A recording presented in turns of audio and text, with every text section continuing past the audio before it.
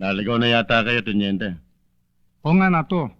Kasama ko si Rodriguez. Pulis din. Na-importa ng opisina mula sa probinsya ng Tubigo Norte. Bakit? Ano ba kailangan niyo sa akin? Mayroon lang na ilang bagay na gusto siyang itanong sa'yo. Nako, Teniente. Nagkamali na kayo ng malalapitan. Matagal ko nang hindi linya ang pagkanta. Wala na akong boses.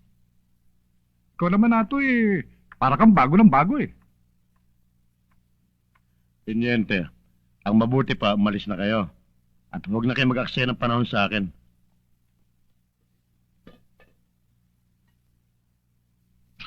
Wala na pala akong sigarilyo eh. Maiwan ko muna kayo at bibili lang ako sandali.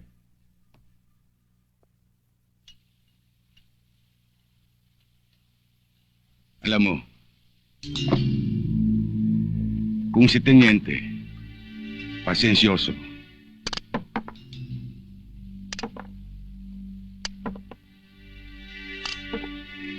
ako, maiksi ang PC ko. Hoy, huwag mo akong paandaran yan, ha?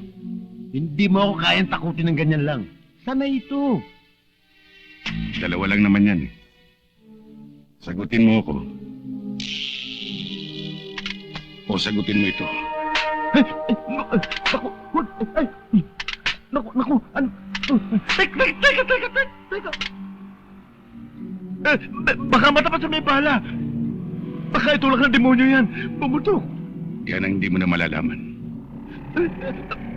Sabihin mo, sasagutin ko. May boses na ako. Paupo ka. Dito ka kumanta.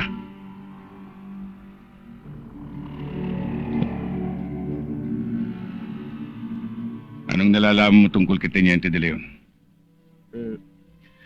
Pag naalaman niya ikinanta ko siya, papatayin ako noon. Baka maunahan ko siya.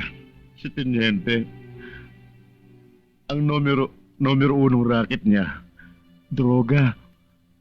Siya pa nga mismo ang kolektor sa kita ng 3 bagsakan ito. Sa underpass, sa loob ng palengke ng Quiapo. At kadalasan, doon sa isang parking lot doon sa may sinesa may recto. Yun lang? Meron pa. Oo naman hindi pa naman ako tapos eh. Malakas din ang ugong na si Teniente rin ang umupak doon sa mga kapwa mo pulis sa may estero.